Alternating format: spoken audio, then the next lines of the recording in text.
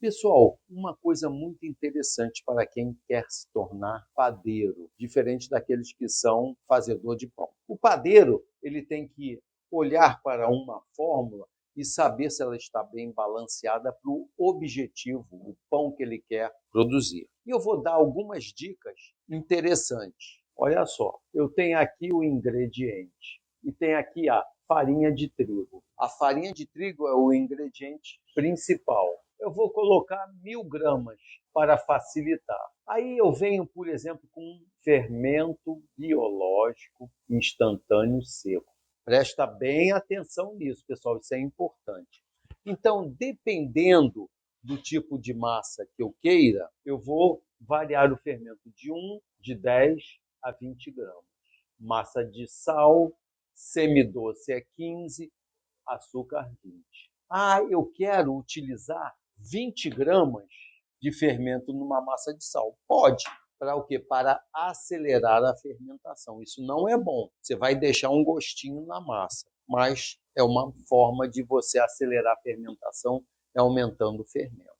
Não recomendo. O açúcar. Bom, o açúcar pode variar de 0 a 200 gramas para cada quilo de farinha.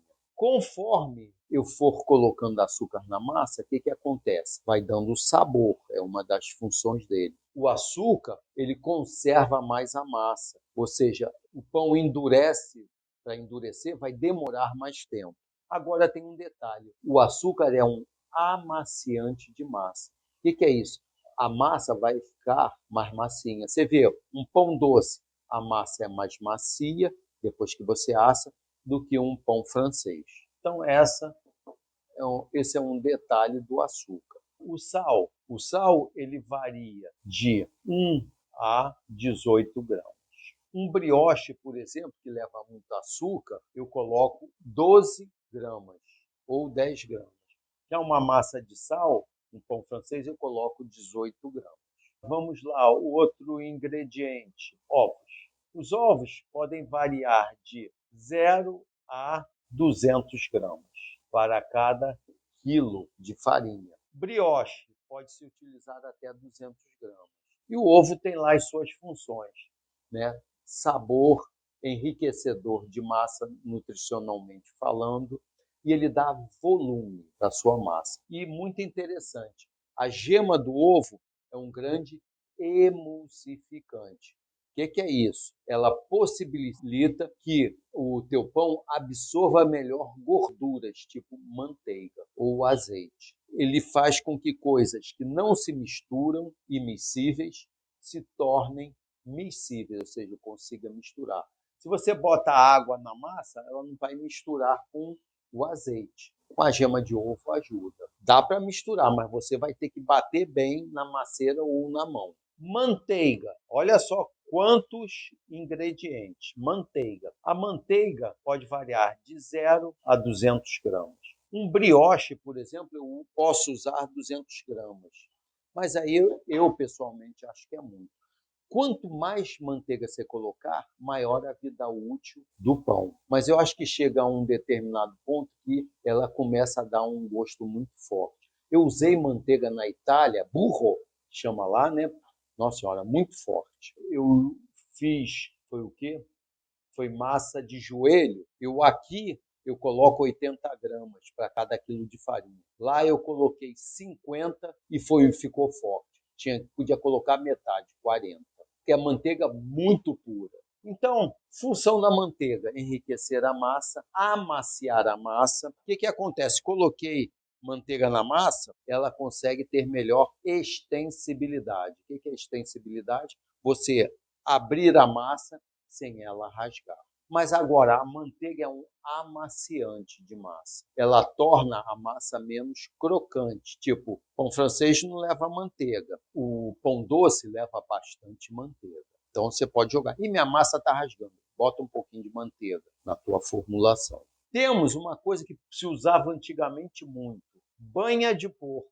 A banha no pão francês antigamente se utilizava muito, mas era muito pouco. Era 10 gramas para cada quilo de farinha, só para dar um saborzinho e melhora a extensibilidade. Temos o Azeite. O azeite melhora a extensibilidade, mas ele não diminui muito a crocância do pão. Tanto que, por exemplo, na baguete inglesa, que é uma massa de sal, ela leva 30 gramas de azeite para cada quilo de farinha. Além de ser nutricionalmente bom, ela forma uma casca fina no pão e é muito gostoso. Não é aquela casca que vai te cortar o céu da boca. Temos a margarina, que é uma emulsão, a mistura de leite e óleo de soja. E ela tem o quê? Tem um emulsificante, então ela diminui a crocância. Pode ser utilizado nos mesmos percentuais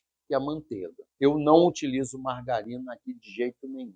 Alvarina. O que é alvarina? Alvarina é tipo uma que vende aí no mercado, é a Becel, se eu não me engano. Ela é emulsão, uma mistura de água e óleo, sem lactose. Então, para o veganismo, ela serve, mas eu prefiro utilizar um óleo de canola, que eu acho que é muito mais nobre e faz muito menos mal. Tá? Pode ser utilizado nos mesmos percentuais. Então, isso, pessoal, é importante quando você quer formular um pão e ver se a fórmula que você viu por aí está bem balanceada ou não. Você aqui consegue, meu pão eu quero uma característica mais docinha, aumenta o açúcar. Meu pão está diminuindo a fermentação, olha quanto de sal você está usando. Meu pão está com pouco volume, entra com o ovo.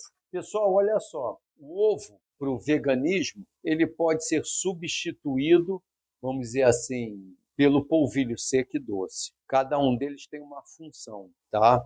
Não vai ser igual, posso te garantir. Nos pães sem glúten, você utiliza, tem uma técnica que você utiliza polvilho doce e seco. Você tem o pão de queijo, eu utilizo os dois tipos de polvilho em determinada proporção, porque cada um deles vai te dar uma propriedade na tua massa, tem uma característica diferente. Então é isso aí, ok? Espero que vocês tenham assimilado. E eu, durante cada aula, eu vou falar um pouquinho de cada ingrediente, vou reforçar isso aqui.